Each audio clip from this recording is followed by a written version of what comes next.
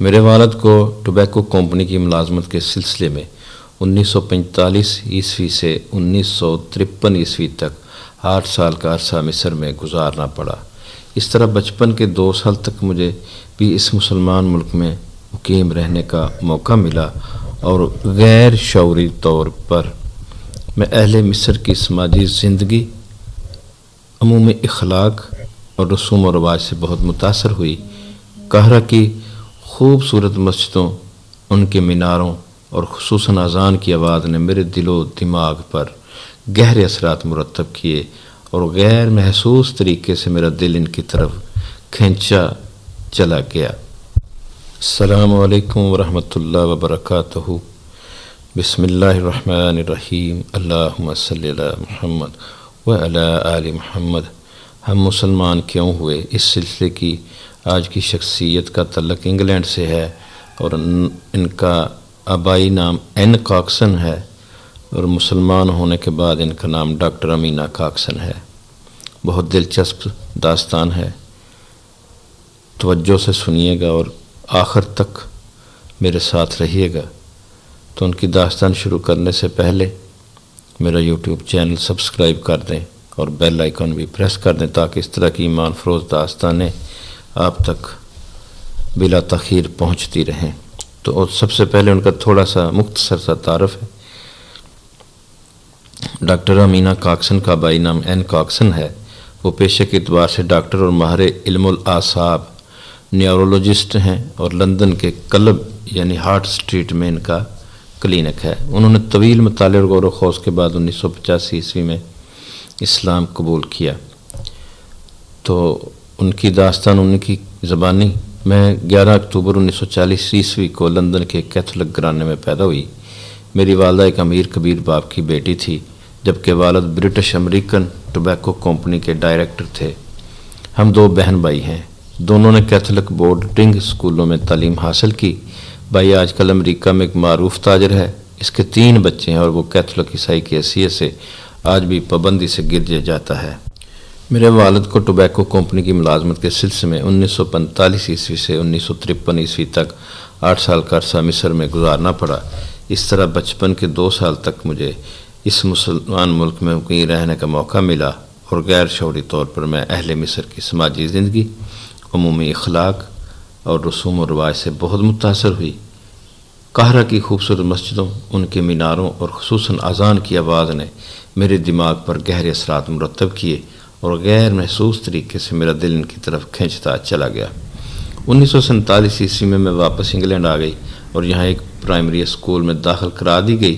1953 عیسوی میں میرے والد بھی مصر سے لندن آ گئے اور ان کی رہنمائی میں میں زندگی کے میدان میں آگے بڑھنے لگی۔ میں طبعاً محنتی واقع ہوئی ہوں، چنانچہ میں نے ہر امتحان میں نمایاں کامیابی حاصل کی اور MBBS کے بعد رائل کالج آرٹ میڈیسن اور یونیورسٹی آف لندن سے نیورولوجی میں پوسٹ گریجویٹ ڈگری بھی حاصل کر لی۔ اس کے ساتھ ہی نفسیاتی تجزیے کا کورس بھی مکمل کر لیا۔ تعلیم سے فارغ ہونے کے بعد ڈاکٹر این کاکسن نے شادی کر لی، بچے بھی ہوئے، لیکن بدقسمتی سے یہ شادی کامیاب نہ ہو سکی کہ ان کا خاوند ایک مادہ پرست خود غرض انسان تھا۔ وہ بیوی بچوں کو اخراجات کے لیے کچھ بھی نہ دیتا لیکن الٹی دھونس جماتا رہتا۔ نتیجہ یہ کہ چند سال کے بعد انہوں نے اس شخص سے طلاق لے لی۔ 1978 عیسوی میں ڈاکٹر موصوفہ نے لندن کی ہارٹ اسٹریٹ میں، جسے میڈیکل روڈ بھی کہا جاتا ہے، اپنا کلینک بنا لیا اور پرائیویٹ پریکٹس شروع کر دی۔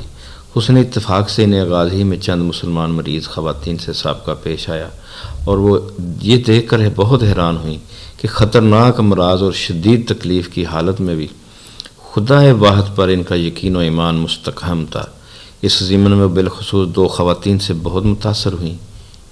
اولاً ایک نوجوان مسلمان لڑکی اپنی بیمار ماں کو لے کر ان کے کلینک میں آئی۔ ڈاکٹر نے ایسے ہی حفظ ما تقدم کے طور پر لڑکی کا معائنہ کیا تو پتہ چلا کہ وہ تو چھاتی کے کینسر میں مبتلا ہے، لیکن جب لڑکی کو اس خطرناک مرض کے بارے میں بتایا گیا تو اس نے برجستہ کہا، الحمدللہ، یہ اللہ تعالیٰ کی حکمت ہے کہ میں آپ کے پاس آئی اور مجھ پر اس مرض کا انکشاف ہوا۔ ڈاکٹر امینہ کے لیے یہ مشاہدہ بے حد حیران کن تھا کہ وہ لڑکی نہ گھبرائی، نہ روئی، نہ چلائی۔ اس نے کمال صبر اور حوصلے سے اللہ کا شکر ادا کیا اور اس یقین کا اظہار بھی کیا کہ اللہ کے فضل سے وہ صحت یاب ہو جائے گی۔ لڑکی کے اس رویے سے ڈاکٹر بے حد متاثر ہوئی۔ اس مذہب کے لیے اس کے دل میں بے اختیار نرم گوشہ پیدا ہونے لگا، جس نے ایک کمزور لڑکی کو حوصلے اور صبر کی ایک خاص قوت سے روشناس کر دیا تھا۔ اسی طرح 1983 عیسوی میں ان کا تعارف عمان کے سلطان قابوس کی والدہ محترمہ سے ہوا۔ موصوفہ ذیابیطس کی مریضہ تھیں، لیکن صبر، وقار اور حوصلہ مندی ان پر بھی ختم تھی۔ وہ شاندار شخصیت کی حامل ایک خوبصورت خاتون تھیں، لیکن محبت، شفقت اور حلیم کا پیکر مجسم بھی، اور حالانکہ بے رحم مرض نے انہیں نچوڑ کر رکھ دیا تھا، لیکن اس کے باوجود ان کی زبان پر کبھی بھول کر بھی حرف شکایت نہ آیا۔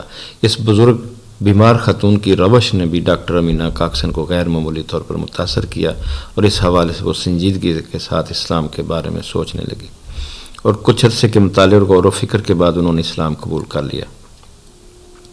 اس سوال کے جواب میں کہ انہوں نے اپنے آبائی مذہب عیسائیت کو کیوں ترک کر دیا، انہوں نے بتایا، میں آبائی طور پر کیتھولک تھی، والدہ اور والد دونوں کیتھولک تھے۔ مجھے بھی بچپن میں کیتھولک اسکول میں داخل کرایا گیا، جہاں میرے والد کی خالہ اور متعدد عمزاد کزن لڑکیاں ننوں کی حیثیت سے خدمات انجام دے رہی تھیں۔ میں بھی 20 سال کی عمر تک اپنے آبائی عقائد پر سختی سے قائم رہی، لیکن جب غور و فکر کی عمر شروع ہوئی تو ان عقائد کے بارے میں شکوک و شبہات سر اٹھانے لگے۔ مضبوط دیواروں میں دراڑیں پیدا ہونے لگیں، چنانچہ یہ سوچ کر مجھے اپنے آپ سے نفرت ہونے لگتی۔ یہ میرے بدترین گناہ تھے جن کی پاداش میں حضرت مسیح علیہ السلام کو صلیب پر چڑھایا گیا، اور وہ بہت ہی دردناک موت سے دوچار ہوئے۔ اسی طرح عشاء ربانی کے حوالے سے یہ تصور کر کے مجھے بے اختیار گھن آنے لگتی کہ یہ کھانا دراصل حضرت مسیح کے گوشت اور ان کے خون پر مشتمل ہے، اور تثلیث کا مسئلہ تو مجھے بہت ہی پریشان رکھتا، اور خدا کو 3 حصے میں منقسم دیکھ کر میں بونچھکا رہ جاتی۔ یہ سوچ کر بھی میں فکر مند رہتی کہ میں تو پیدائشی گناہ گار ہوں، پھر حضرت مسیح علیہ السلام سے کیسے محبت کا دم بھر سکتی ہوں۔ بائبل اور عیسائیت کے یہ عقائد میرے ذہن میں بھرے رہتے، جب بھی فارغ ہوتی ان پر غور کرنے لگتی اور الجھن سے میرا سر پھٹنے لگتا۔ بے اختیار سوچتی کہ یہ ساری باتیں تو سراسر بے بنیاد ہیں، جن کا عقل یا فطرت سے دور کبھی واسطہ نہیں، پھر میں زیادہ دیر تک ان سے وابستہ کیسے رہ سکتی ہوں۔ پھر خیال آتا کہیں میں گمراہ تو نہیں ہو رہی، کہیں میں اپنے مذہب سے دور تو نہیں جا رہی۔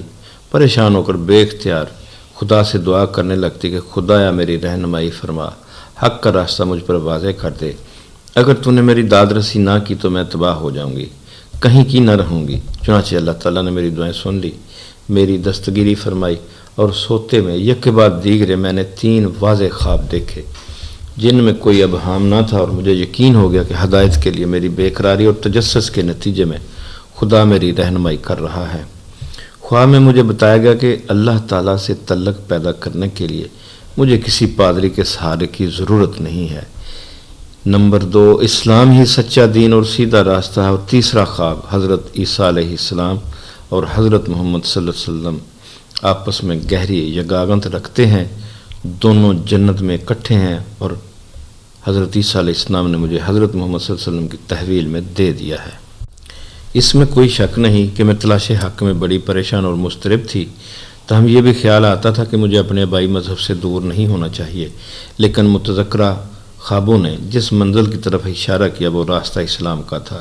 میری مسلمان مریضوں نے میرے دل میں اسلام کے لیے مزید نرم گوشہ پیدا کر دیا، بالخصوص ان کا یہ عقیدہ کہ سب کچھ خدا کی طرف سے ہوتا ہے اور اس کے ہر کام میں کوئی نہ کوئی حکمت ضرور ہوتی ہے، جبکہ اس کے برعکس یورپ میں لوگ ہر اچھے کام کا کریڈٹ خود لیتے ہیں، جبکہ برے انجام کو خدا سے منسوب کر دیا جاتا ہے۔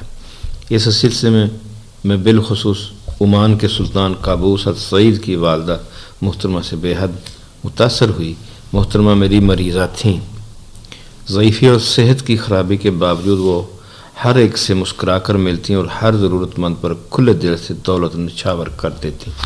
وہ شدید تکلیف میں مبتلا تھی، لیکن انہوں نے کبھی بھی شکوہ شکایت کا انداز اختیار نہ کیا، بلکہ بات بات پر وہ اللہ تعالیٰ کا شکر ادا کرتی، اور جب میں پوچھتی کہ بیماری کی انتہائی تکلیف میں کون سی چیز انہیں اطمینان اور امید سے وابستہ کیے ہوئے ہے، تو احترام اور محبت کے گہرے احساس سے اللہ تعالیٰ کا نام لیتی کہ وہی ذات گرامی ہے جس کا فضل و کرم انہیں مایوس نہیں ہونے دیتا۔ وہ کمال یقین کے ساتھ فرماتیں اللہ تعالیٰ الرحمن الرحیم ہے، وہی انسان کو طرح طرح کی نعمتوں سے نوازتا ہے اور وہی کسی حکمت کے تحت تکلیف سے دوچار کرتا ہے۔ واقعتاً سلطان قابوس کی والدہ محترمہ ایک مثالی مسلمان خاتون تھیں۔ انہوں نے مجھے اسلام کے بہت قریب کر دیا، اگرچہ 3 واضح خواب دیکھنے کے باوجود میں ابھی تک اپنے آپ کو قبول اسلام پر آمادہ نہ کر پائی تھی، لیکن رمضان آیا تو میں موصوفہ محترمہ کی ترغیب پر روزے رکھنے لگی اور پہلی بار سچے روحانی سکون سے آشنا ہوئی۔ 1 سال اسی طرح گزر گیا۔ دوسرا رمضان آنے والا تھا کہ کویت کے ایک مسلمان خاندان سے میرا تعارف ہوا۔ یوسف الزواوی سربراہ خانہ بہت بیمار تھا، لیکن خدا پر مریض اور باقی خاندان کا یقین و ایمان دیکھ کر میں دنگ رہ گئی۔ یہ لوگ بھی حوصلہ مندی، صبر و استقامت، محبت اور خلوص کا بہت خوبصورت نمونہ تھے۔ مغربی گرانوں کے برعکس سب ایک دوسرے پر جان چھڑکتے اور سربراہ خانہ کی صحت یابی کے لیے کوئی دقیقہ اٹھا نہ رکھتے۔ میں نے اپنے پیشے کے تقاضوں کو ملحوظ رکھتے ہوئے مریض کا خاص خیال رکھا، اس کی وہ خوب قدر افزائی کرتے۔ ایک روز ممنونیت کا اظہار کرتے ہوئے یوسف الزواوی نے کہا، میں آپ کی خدمت اور احسانات کا شکریہ کیسے ادا کروں؟ جی چاہتا ہے کہ ساری دولت آپ کے قدموں میں ڈھیر کر دوں، جی چاہتا ہے کہ آپ کو بہو بنا لوں، آپ کو اپنے گھر کا ایک فرد بنا لوں، لیکن میں تو ان سے بھی زیادہ قیمتی چیز کی طلبگار ہوں۔ میں نے جواب میں تجسس پیدا کیا، وہ کیا؟ یوسف اور اس کا سارا خاندان پریشان ہو گیا۔ آپ مجھے مسلمان بنا لیجئے، اپنے دین میں شامل کر لیجئے۔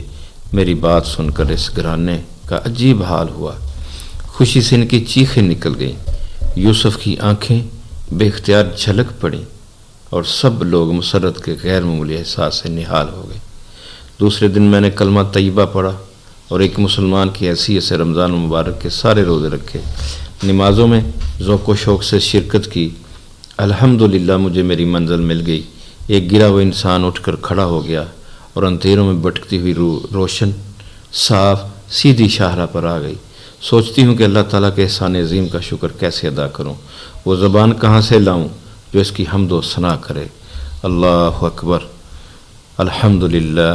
آج کی شخصیت کا تعارف بھی مکمل ہوا۔ اجازت چاہتا ہوں، پھر کسی دوسری شخصیت کا تعارف لے کر آپ کی خدمت میں حاضر ہوں گا۔ تب تک کے لیے اجازت۔ اللہ حافظ۔ اللہ آپ کا حامی و ناصر ہو۔